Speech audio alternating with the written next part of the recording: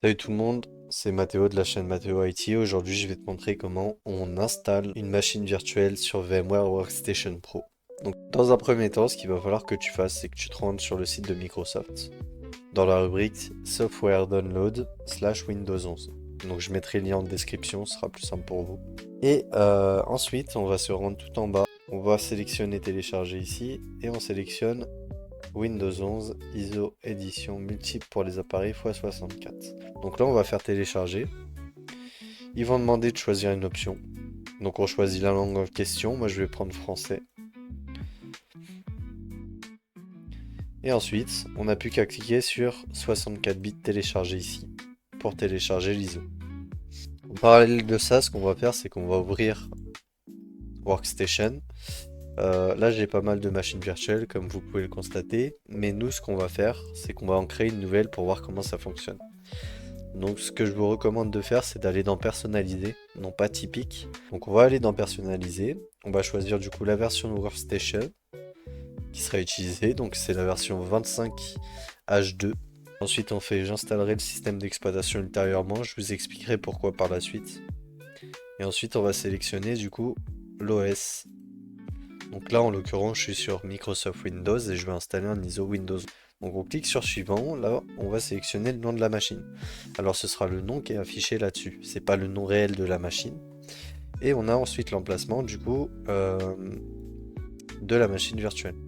Donc on peut la sélectionner manuellement, il n'y a pas de souci là-dessus, mais moi je la laisse par défaut. Donc là je vais sélectionner tac, le nom de la machine, donc Mathéo IT.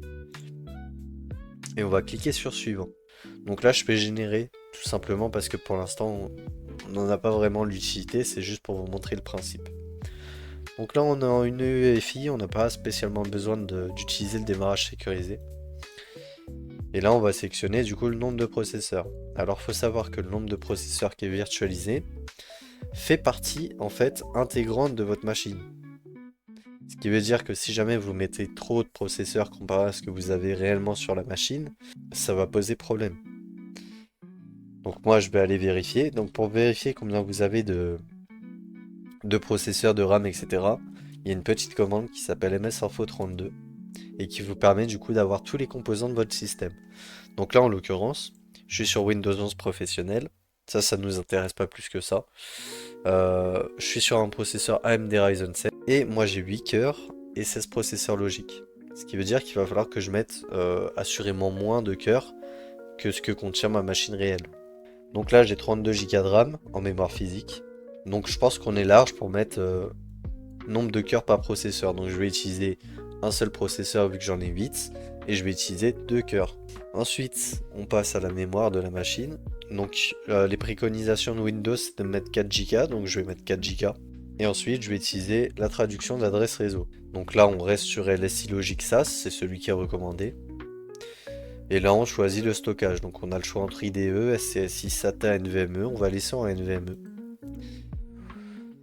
Et on va créer du coup un nouveau disque virtuel. Là, on nous demande le stockage du disque virtuel. Donc là, on va choisir, je sais pas, 20, sachant que Windows 11 par défaut, il prend peut-être 10 Go pour l'installation. Peut-être un peu moins, je sais plus exactement. Donc là, on clique sur suivant et on va pouvoir faire terminer. Donc là, notre machine est presque terminée.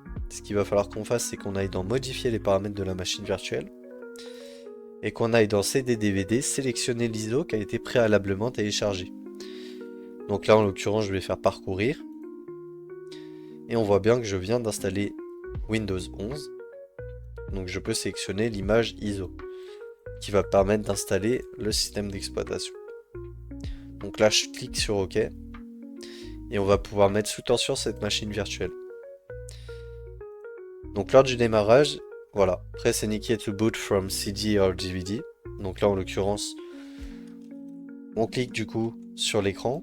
Et ensuite, on clique sur n'importe quelle touche. Du coup, là, en l'occurrence, si jamais vous arrivez sur cette fenêtre-là, pas de panique, il n'y a pas besoin de redémarrer le système ou quoi, vous appuyez sur les 3 petites cases ici. Et ça va vous permettre de relancer le disque. Donc là, on va appuyer plus rapidement qu'avant, et du coup, on a lancé l'installation de Windows. Donc là, il n'y a plus qu'à finir les étapes d'installation, on va les faire ensemble. si c'est votre première installation, comme ça vous permettra de voir un peu comment faire. Donc là on nous demande sur quelle langue on va installer, quel clavier utiliser, et là il va falloir accepter que tout soit supprimé, y compris les fichiers et les applications. Donc là en l'occurrence on est sur installer Windows 11, il faut savoir que ça va écraser toutes les données qu'il y a à l'intérieur du disque. Donc l'utilisez pas sur un disque dont vous en avez l'utilité. Il faut l'utiliser sur un disque vierge de préférence.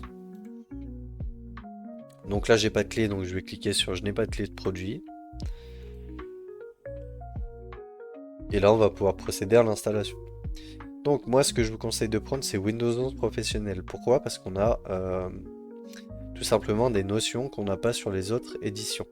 Notamment le domaine qui sera très important par la suite. Alors là en l'occurrence on arrive sur un menu qui nous demande de sélectionner l'emplacement d'installation de Windows 11. Donc là on va choisir le disque qu'on a créé au préalable pour la machine virtuelle.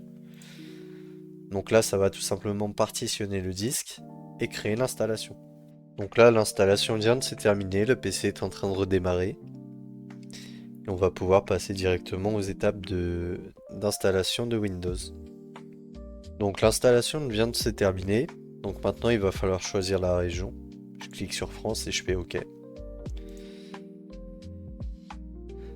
Je choisis le clavier AZERTY. J'ignore la deuxième disposition de clavier parce que là en l'occurrence on n'en a pas besoin. Et là vu qu'il est connecté au réseau, il va rechercher les mises à jour. Donc l'installation des mises à jour est terminée. Maintenant ce qu'on va faire c'est qu'on va tout simplement nommer notre appareil. Donc là je vais le nommer IT. Et ensuite le PC va redémarrer. Donc on arrive ensuite sur cette page. On fait configurer pour le travail ou l'école. Et on va dans options de connexion. Une fois qu'on arrive dans options de connexion, on fait joindre un domaine à la place. Sinon on va nous demander tout simplement de se connecter à un compte Microsoft. Et on ne veut pas forcément le faire en environnement d'entreprise. Donc là en l'occurrence je vais entrer un nom. Donc ça ce sera un compte administrateur par défaut de l'ordinateur. Donc je vais le nommer admin. Je vais mettre un mot de passe, n'importe lequel. Ce que je vous conseille quand même de faire, c'est de mettre un mot de passe robuste qui vous permettra par la suite de laisser ce compte administrateur local. Celui-là, il sera jamais utilisé. On va plutôt utiliser ce qu'on appelle un compte administrateur du domaine. Mais vu que pour l'instant, on n'a pas de domaine, par précaution, il vaut mieux avoir un mot de passe robuste. Donc là, je passe toutes les étapes de validation. Par défaut, j'ai tendance à mettre non. Voilà, donc les mises à jour ont été installées et on se retrouve sur le panneau qu'on a l'habitude de voir. C'est le panneau de préparation de l'environnement Windows. Je vais donc vous reprendre quand cette opération est terminée. Et du coup, on arrive sur le bureau Windows. Donc là, on vient de terminer l'installation. Je vais vous montrer un petit truc. Il faut savoir qu'on a un outil dans VMware qui s'appelle VMware Tools. Donc on va dans l'onglet VM, installer VMware Tools et ça vous permet d'installer du coup les tools qui vous permettront d'avoir une fenêtre ajustée à la résolution de votre ordinateur. Et ça vous permet de faire des trucs en plus du style du copier-coller, etc. Donc là je vais procéder à l'installation. Donc là il n'y a plus qu'à cliquer sur le bouton terminer, ils vont vous demander de redémarrer le système pour apporter les modifications. Moi je vais pas le faire parce que de toute façon c'est une machine que je vais supprimer par la suite. Et là, vous pouvez vous retrouver du coup dans un environnement virtualisé sous VMware. Donc j'espère que cette vidéo vous a plu. Si jamais ça vous a aidé, n'hésitez pas à vous abonner et lâcher un like. Ça peut aider pour une première vidéo. Et si vous avez des questions, n'hésitez pas à me les donner dans l'espace commentaire. Je vous souhaite de passer une excellente journée et puis on se retrouve pour une prochaine vidéo. A plus!